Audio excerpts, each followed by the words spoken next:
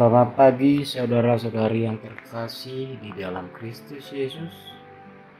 Pada pagi hari ini kita akan mendengarkan firman Tuhan yang tertulis dalam Mazmur 19 ayat 9.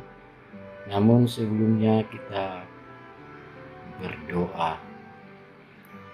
Kasih dan damai sejahtera dari Allah Bapa dan dari Tuhan Yesus Kristus, itulah yang memelihara hati dan pikiranmu. Amin.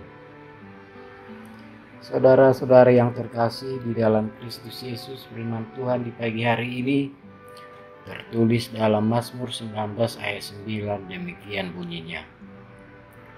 Titah Tuhan itu tepat, menyukakan hati. Perintah Tuhan itu murni, membuat mata bercahaya. Demikian firman Tuhan. Saudara-saudari yang terkasih dalam Kristus Yesus, titah Tuhan sifatnya jelas, seperti terangnya matahari, dan terangnya itu diberikan kepada benda-benda yang lain. Dan dari titah Tuhan itu akan bermanfaat bagi kehidupan manusia, sehingga titah Tuhan itu menyukakan hati. Apa yang Tuhan telah perintahkan untuk manusia dilakukan yang secara tepat, jelas. Karena itu manusia harus bersukacita untuk menaati segala perintahnya atau hukum Tuhan yang ia lakukan. Saudara-saudara yang terkasih, perintah Tuhan ini adalah yang diperintahkan atau yang diwajibkan oleh Allah. Pengertian ini sering diterapkan kepada hukum-hukum Tuhan, sehingga dalam penerapannya itu harus bersih, suci. Dengan kata lain, Torah itu harus bebas dari karat, bebas dari ketidaksempurnaan, bebas dari kecenderungan yang buruk atau yang jahat. Inilah sifat dari perintah Tuhan. Karena itu perintah Tuhan membuat mata bercahaya. Dalam pengertian, memberikan terang dan pengetahuan pada pikiran, menunjukkan ketidakraguan dalam hati dan pikiran karena diterangi oleh kebenaran Allah.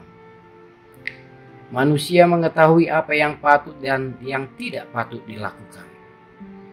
Nah, mengenai hukum Tuhan atau Taurat Tuhan, Daud meyakini bahwa manusia diajar untuk hidup menurut tujuan Allah. Hanya Taurat Tuhan yang mampu mengubah manusia berdosa menjadi manusia mulia di hadapan Allah. Itu sebabnya Daud menyebut Taurat itu sempurna, murni, suci, manis, dan menyegarkan jiwa. Tuhan memberikan hati bagi manusia supaya manusia bertindak, bekerja, melayani, berbuat sesuatu, didorong oleh hati itu. Sehingga semua firman Tuhan itu sudah melekat dalam hati manusia. Itu sebabnya firman Tuhan itu menyukakan hati manusia. Misalnya firman Tuhan berkata, "Kasihilah sesamamu manusia." Manusia tentu mengiyakan dan mengaminkan itu, sebab firman Tuhan itu sesuai dengan hati manusia. Tetapi karena terlalu mengandalkan pikiran, maka kita sering gagal mengasihi. Padahal itu yang Tuhan kehendaki dari manusia. Mestinya manusia memberlakukan firman Tuhan, sebab itulah yang membuat kita bersukacita. Hati yang bersukacita akan terpancar melalui wajah mata kita. Demikian firman Tuhan. Amin.